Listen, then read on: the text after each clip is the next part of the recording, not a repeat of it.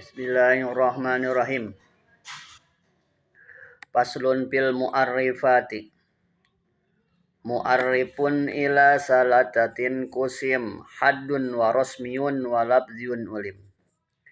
Mu'arrifun, adapun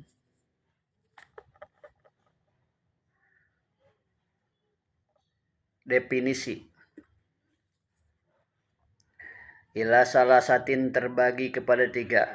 Ila salasatin kepada tiga kusima terbagi. Haddun, yang pertama definisi had. Warosmiyun, yang kedua yaitu definisi rosmi. Walabdiyun, dan definisi lapad. Ulima, diketahui. Falhaddu, maka adapun definisi yang bernama definisi had.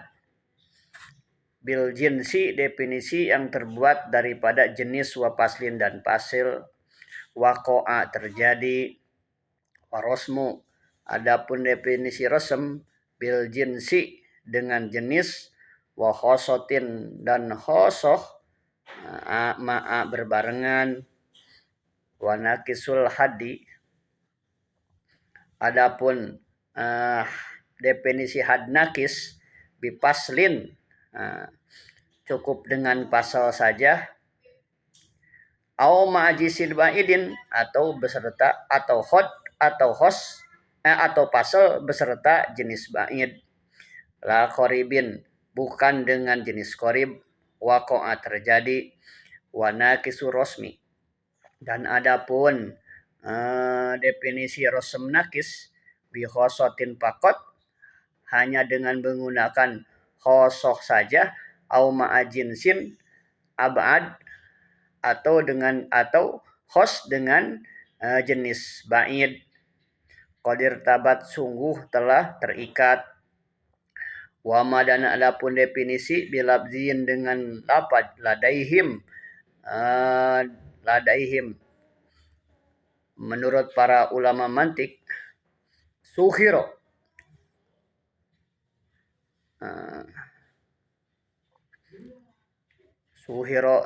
dimashurkan. Tabdilu labzin, yaitu mengganti lapad. Birodipin, dengan lapad murodipnya. Asharo, yang lebih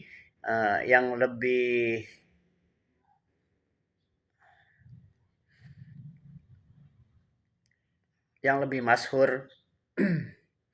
Aku berkata. Ini di sini Musoneb akan menceritakan tentang membuat definisi. Ya. Dan ini merupakan mu'arif ini atau mu'arifat ini adalah merupakan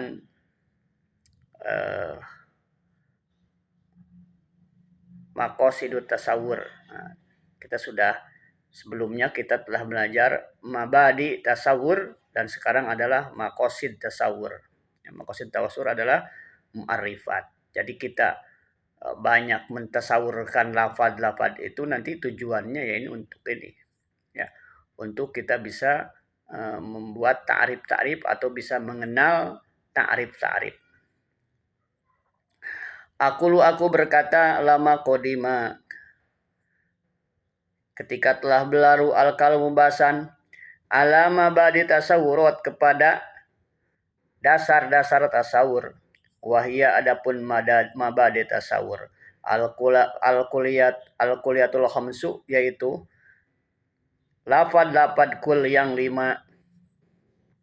Akhadha, memulai musonib yatakallamu, membahas ala maqasidiha, ke atas maqasidnya tasawur. Wahia, adapun maqasidnya tasawur al-qaulu sarih, yaitu qaul sarih. Jadi qaul sarih, ini tuh mu'arifat sama. Fal mu'arifatu, adapun ta'rif. Jamu mu'arif, yaitu jamak dari lapad mu'arif bikasri ro. Wa yuqalu, dan dikatakan juga lahu bagi mu'arif ta'rifun ta'rif. wa qaulu sarihin aidon, dan juga disebut qaul sarih. Jadi ta'rif, mu'arif atau qaul sarih itu sama saja, itu muradif. Ya. Tiga lafaz ini mempunyai satu makna. Ya. Ya, maksudnya dalam bahasa Indonesia diartikan dengan definisi.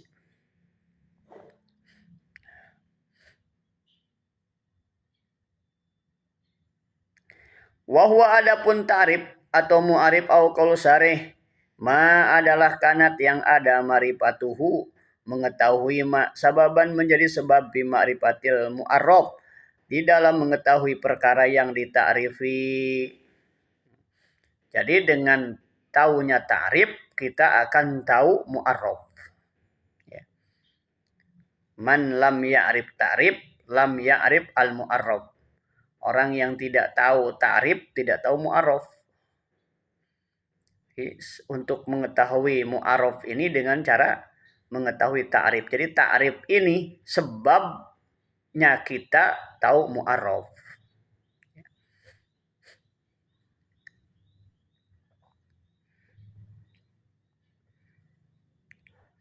Kalau hayawanun natik, seperti lapad hayawanun natik bi ta'rifil insan, di dalam mendefinisikan insan, mahwal insan. Nah, berarti kan yang diminta mahwal insan, apa hakikatnya insan, apa ta'rifnya insan. Nah, begitu kan? Maka jawabnya al insan huwa hayawanun natik. Hayawanun natik itu ta'rif daripada insan. Kita akan kenal mu'arraf yaitu insan dengan kita paham yang namanya ta'rif. Jadi ta'rifnya insan itu adalah hayawanun natik. Nanti ketika kita sebutkan insan itu hayawanun natik, maka kita akan membatasi, tidak semua terkategorikan insan. Kerbau tidak terkategorikan insan.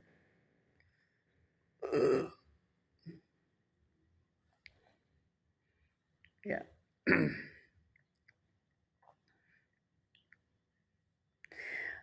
Fa inna ma'rifatahu, karena mengetahuinya ta'rif insan, sababun menjadi sebab fi ma'rifatil insan, di dalam mengetahui insan.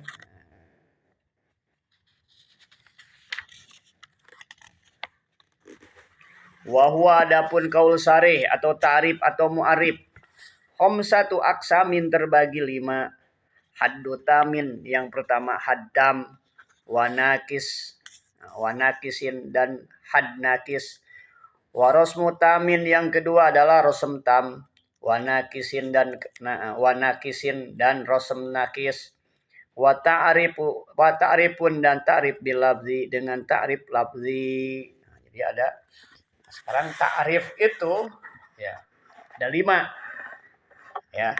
Yang had terbagi 2, ada haddam, ada had nakis.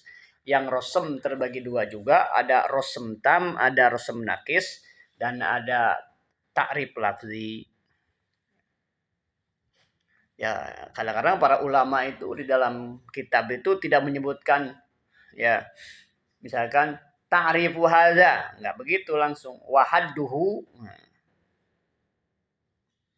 Nah, kalau orang enggak ngerti wahadduhu diartikan logotan. Padahal para ulama menghendaki adalah istihil mantik. Contohnya dia mengatakan wahaduhu adalah batasannya. Nah, padahal tidak cocok. Wahaduhu dan adapun definisi hadnya. Nah, warosmuhu misalkan gitu. Adapun definisi resmnya. Jadi kalau nggak ngerti macam-macam ta'rif, ya akan warosmuhu, adapun gambarannya, rosmun, ya, gambarannya dia akan begitu. Padahal warosmuhu adapun definisi rosemnya, berarti definisi, tapi musonif menggunakan definisi rosem. Gitu.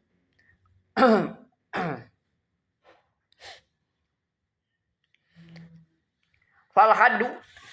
Nah sekarang, dan adapun adapun haddam, definisi haddam itu apa? Huwa yaitu at-ta'rifu ta'rif bil jinsi, ta'rif dengan menggunakan jenis, wal fasli wal fasli al qaribaini. Ya. Jenis dan fasal qarib. Jenis dan fasal yang qarib. Seperti kemarin kita udah bahas tuh. Di atas insan itu ada hayawan. Di atas hayawan itu ya, ada misalkan anami.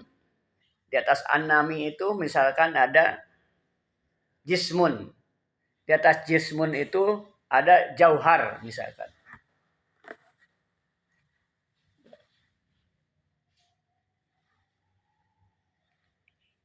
Nah berarti kan jinsin qorib itu yang terdekat daripada insan ya hayawan. Nah, maka berarti definisi insan itu gimana? Definisi insan bagaimana? Ya, menggunakan jenis qoribnya. Maka jenis qorib daripada insan itu hayawan. Berarti al insan hayawan. Terus pakai al pasalnya. Nah, pasal qoribnya adalah natik. Berarti ya karena ada pasal nanti, ada pasal ba'id juga kan. Ya. Jadi nanti al insan hayawan natik. Nah, gitu. Jadi menggunakan jenisnya. Jadi ta'rif insan dengan haddam itu yaitu dengan menggunakan apa namanya? Jenis insan qorib dan pasal bagi insan yang qorib. Maka al insan huwa hayawanun natik. Hayawan adalah jenis qorib. Apa? Natik adalah pasal qorib. Nah, berarti ketika mawal insan al insan adalah hayawanun natik. Nah, berarti di sini membuat definisi insan dengan haddam. Kenapa? Karena definisi insan di sini tersusun dari jenis qorib dan pasal qoribnya insan.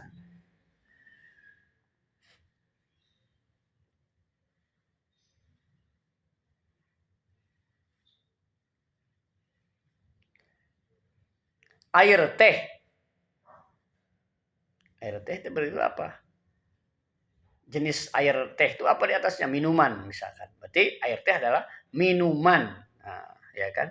Terus membedakan teh dengan yang lainnya, berarti minuman yang beraroma atau yang mengandung teh, ya kan begitu. Ah, itu yang mengandung tehnya itu kan itu pemisah antara dengan minuman-minuman yang lain gitu. Pasalnya.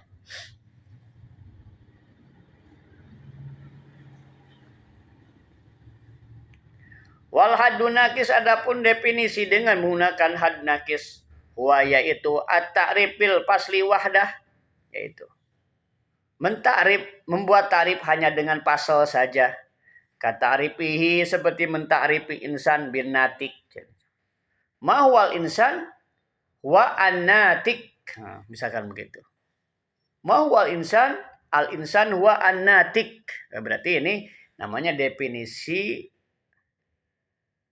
had nakis. Au ma'al jinsil ba'id atau dengan jenis ba'id. Nah, pasal dengan jenis ba'id. Kata ripihi seperti mentarifi insan bil jismi an-natik. Kan jauh tuh. Insan jenisnya nanti di atasnya insan tuh jenisnya itu adalah hayawan dan selagi an-nami dan selagi al-jismu. Berarti nah pakai jenis ba'id. Mahwal insan al-jismu an-natik. Atau al-jauhar. Mahwal insan al-jauhar an-natik. Kenapa? Ini disebutnya adalah had nakis. Kenapa disebut had nakis? Karena menggunakannya definisi ini menggunakan pas atau jenis yang ba'id dengan pasal.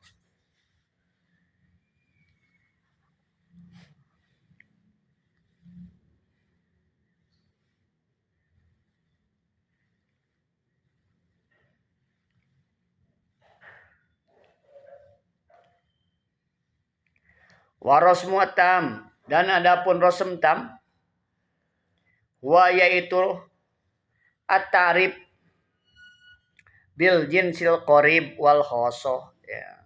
Jadi rasm tam itu adalah ta'rif dengan menggunakan jenis qarib dan juga khos.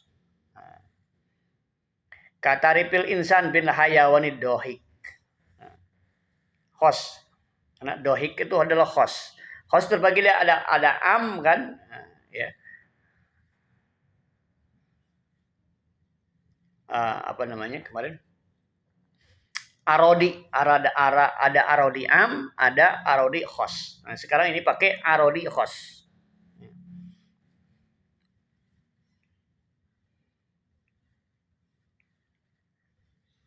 Mahwal insan al insan hayawanu dohik. Mahwal insan al insan hayawanu dohik. Ini adalah rosem tam. Kenapa? Karena menggunakan jenis korib dan dengan khosoh. Dengan khosoh. Nah, dohik itu adalah khosoh pada manusia. Waros munakis, sedangkan rufus nakis bi khosoh saja. Lebih khosoh tarif bi khosoh pakot. Wahdah atau bi khosoh wahdah. Kataripihi seperti mentaripi insan bidohik mahwal insan al insan ad-dohik. Insan adalah ya perkara yang tertawa, yang bisa tertawa. Nah, itu berarti. Nah, ini berarti rosem nakis.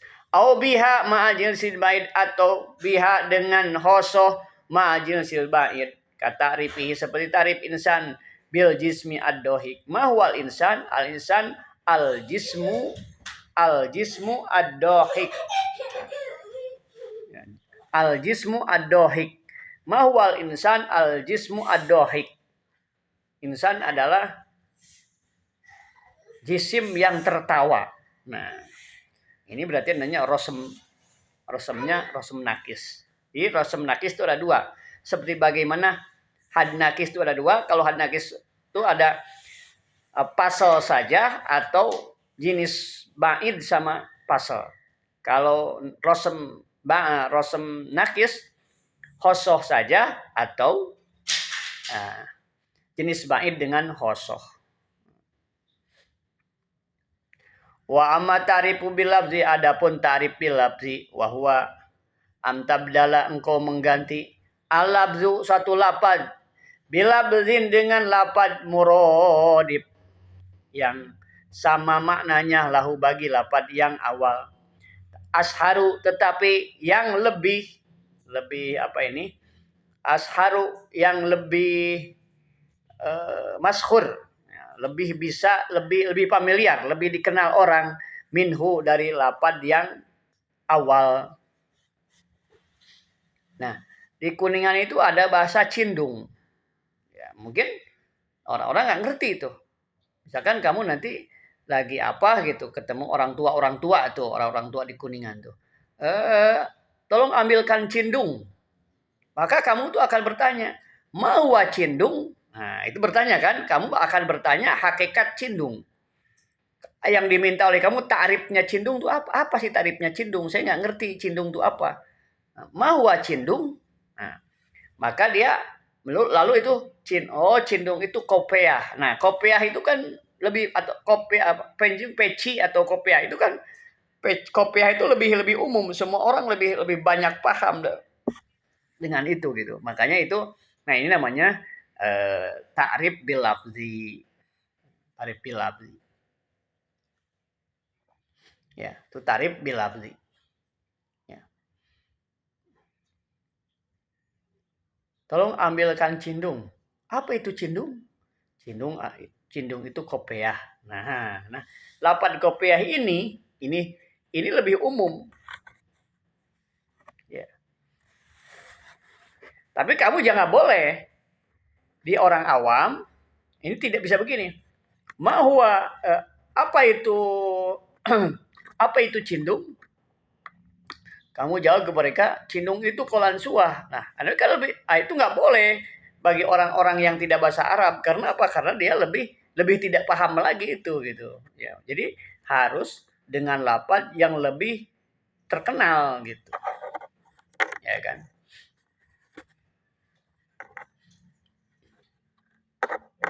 Kata ripil godon par seperti mentaripi godon par bil asadi. Nah, orang lebih kenal Asad kan? Asad. Nah, anak-anak ngerti itu. Asad. Nah, anak kelas 1 pun ngerti Asad. Tapi ketika godon par, ya. Izdanib al godon par. Jauhilah godon par. Apa ini godon par? Maka akan bertanya, mahwa godon par? Maka jawab huwa al asad. Nah, ketika bilang Asad, nah, dia ngerti itu.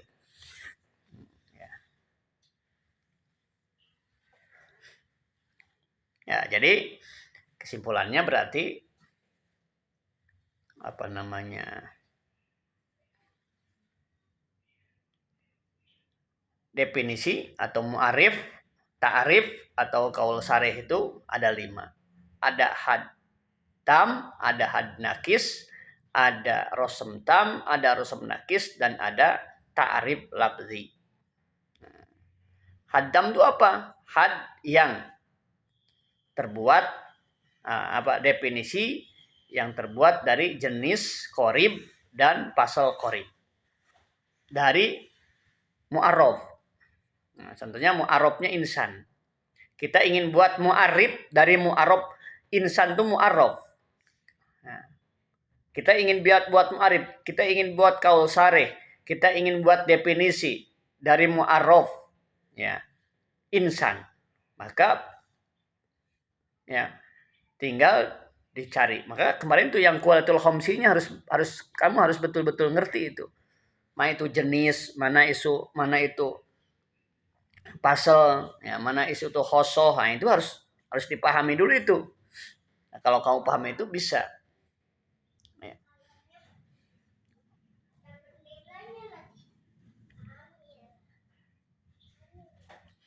Nah, kalau haddam, kalau kamu ingin membuat definisinya adalah haddam, maka gunakan definisi itu dengan dengan jenis korib dan pasal korib dari mu'arab tersebut atau dari nau tersebut. Ya.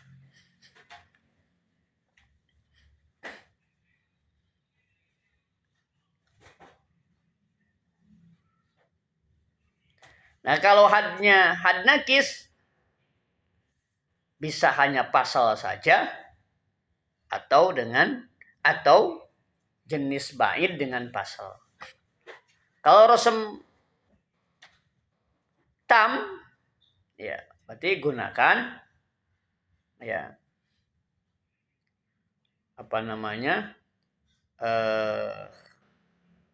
jenis korib dengan khosoh. Nah, kalau rosem nakis khosoh saja atau jenis bait dengan khosoh. Kalau definisi atau ta'rifnya kaul sarih labzi, maka gunakan lafad murodib dari lafad mu'arraf. Ya. Jadi mu'arifnya itu terbuat dari lafad yang murodib dengan lafad mu'arraf, tetapi mu'arif ini lebih masyhur, lebih terkenal dari lafad-lafad mu'arraf.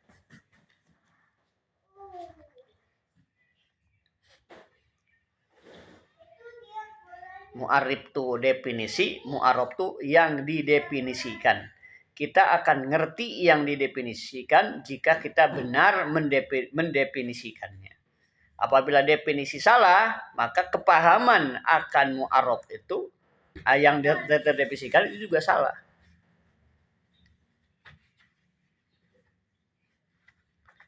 Nah, makanya sekarang maka coba para ulama suka membuat tuh definisi menurut karena setiap likul panin had, setiap apa punya definisi sendiri.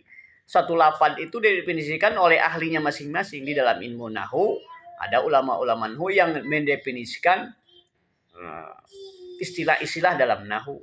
Di dalam fikih juga ada istilah-istilah yang didefinisikan.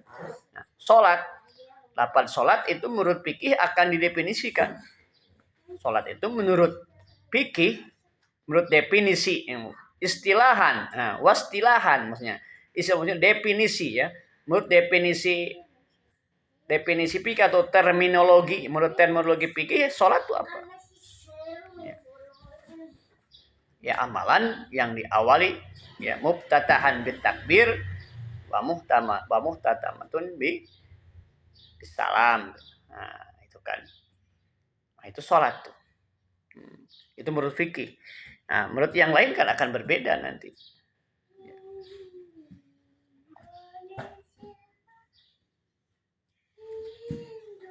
Ya. Lafaz ikhtilat. Nah, ikhtilat saja punya perbedaan definisi. Definisi fikih dengan definisi apa ini? Jemaah tabligh misalkan. Kalau dalam definisi fikih ikhtilat itu ya bercampurnya laki-laki dan perempuan yang tidak mahram, maka hukumnya haram. Tapi kan kalau dalam istilah jemaah tabligh ikhtilat itu bukan seperti itu. Ikhtilat itu adalah untuk supaya PDKT lah ya kan, mendekati orang untuk ngobrol, untuk menjelaskan pentingnya dakwah, usaha dakwah misalkan, lalu mengajak orang dalam usaha dakwah. Nah, misalkan ya apa terbantungnya pembicaraan mengajak orang supaya lebih mengenal ya, kenalan lah istilahnya ya kan. Nah itu ikhtilat itu ya kan begitu. Nah itu berarti matlub kalau ini. Maka ya ikhtilat itu punya definisi masing-masing menurut siapa yang mendefinisikannya. Ya. Nah di sini. Nah itu macam-macam ya.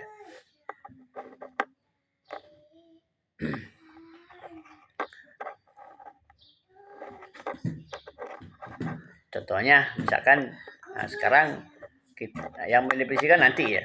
Itu definisi itu ada definisi syar'i. Definisi syar'i berarti yang mendefinisikannya adalah syariat. Allah dan Rasulullah itu langsung mendefinisikan. Allah dalam Al-Quran mendefinisikan sesuatu, Rasulullah di dalam hadis mendefinisikan sesuatu. Nanti ada definisi berupa fikih. Maksudnya definisi menurut ahli ulama-ulama di bidangnya masing-masing. Karena makna sunnah itu definisinya beda-beda. Sunnah dalam ilmu fikih, sunnah dalam ilmu hadis, sunnah dalam usul fiqh itu akan berbeda-beda makna sunnah di situ. Makna lafadznya sunnah, tapi definisi akan berbeda-beda. Maka kita harus paham masuk di suatu apa gitu, pahami istilah yang ada di situ. Jangan kita definisi di sini digunakan di sini yang lain, kita tidak akan bisa memahami atau kita akan menyalahkan padahal kita yang salah. Ya. Maka kita perlu tahu definisinya sesuai dengan yang mendefinisikan. Ya.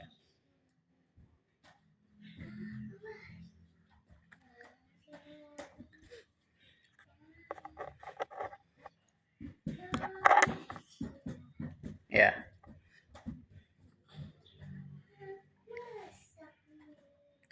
Wa muradul musonib, dan adapun yang dimaksud musonib bil hadi warosmi bil bait asani atamani. Ya, kan di bait itu hanya langsung ceritakan wal hadu warosmu, sedangkan nakis dan berarti yang musonib hanya mengatakan had saja itu berarti haddam. Kalau hanya rosem saja rosem tam. Ya kan gitu. Bidali kaulihi ba'da zalika wa naqisul hadi wa naqisur rosmi. Nah, sekarang dihafalkan dulu ya, apa itu definisi. Nah, ada berapa itu definisi, terus definisi itu terbuatnya dari apa. Dan supaya tahu itunya kembali lagi kepada kuliatul khams. Pahami dulu jenis qorib, jenis ba'id ya. Karena itu mabadi tasawurnya itu. Sehingga nanti kita akan paham makosid. tasawurat, yaitu adalah berupa mu'arif atau ta'rif awal ataupun qaul sarih. Nah, di sini. Ya. Kalau nggak ini balik, kalau belum paham lagi ini cara menentukannya, kembali lagi ke qaul kuliatul khamis. Nah, kuliatul khamis betul-betul dipahami betul kuliatul khamisnya. Karena kalau tidak paham kuliatul khamis, kita akan kesusahan nanti dalam membuat ta'rif-ta'rif.